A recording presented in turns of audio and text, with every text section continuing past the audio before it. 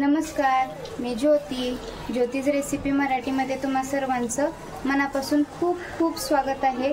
तर आज आपण आळूच्या पानाची भजी बनवलेली आहे। ते पण झटपट बनतात। या भाषेमध्ये चिमकुरा सुद्धा म्हणतात या पानांना। असो, चला तर बघूया भजी कसे बनवायची चिमकुऱ्याची ते। आपण आता आळूच्या पानाची भजी बनवणार आहोत। वड्या सगळेजणच बनवतात, पण आज म्हणलं भजे झटपट होतात तर भजे बनवावं।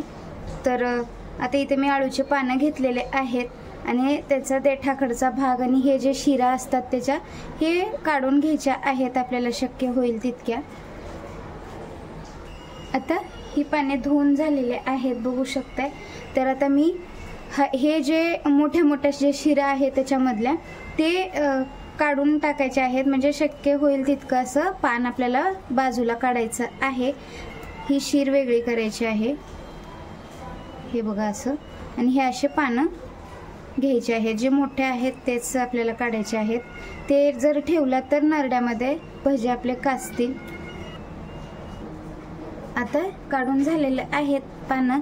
आता थोडं बारीक करायचं आहे, असं शक्य होईल तितकं बारीक कापून घ्यायचं आहे। हे बघा असं परत याला असं कापून घ्यायचं आहे। 1 वाटी बेसनचं पीठ घेतलेलं आहे। आता हा आळूचे पानं कापून घेतलेले याच्यात टाकून घेऊया। हा कढीपत्ता पण आपल्याला बारीक कापून घ्यायचा आहे।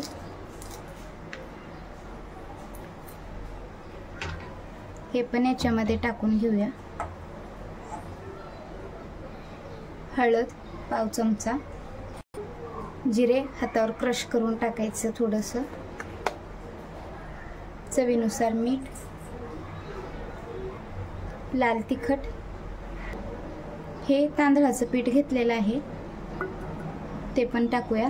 1 पाव वाटी आहे। ओवा हातावर क्रश करून टाकायचा।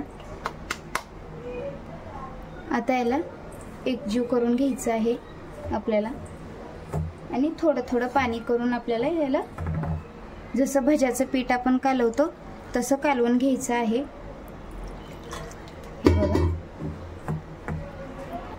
पीठ कालवून झालेलं आहे। आता थोडंसं आपल्याला 1 चिमटीत बसेल इतकं आपल्याला सोडा टाकून घ्यायचा आहे। याच्यामध्ये खायचा सोडा आहे, ऑप्शनल आहे। तुम्हाला आवडत असेल तर टाकू शकता, नाही तर काही हरकत नाही। एकजीव करून घ्यायचा आहे। याच्यामधली सगळ्यात महत्त्वाची टिप्स म्हणजे इथे 1 चमचा तेल घालून घेत आहे मी। मिक्स करून घ्यायचं आहे, याच्याने तेल जास्त पीत नाहीत भजे आपले। हे बघा, आणि आता आपल्याला तळून घ्यायचं आहे। तेल आपलं गरम झालेलं आहे, भजे आता सोडून घेऊया। हे बघा अशा पद्धतीनं सोडून घ्यायचं आहे, बघू शकताय। मस्त असे भजे तळत आहे।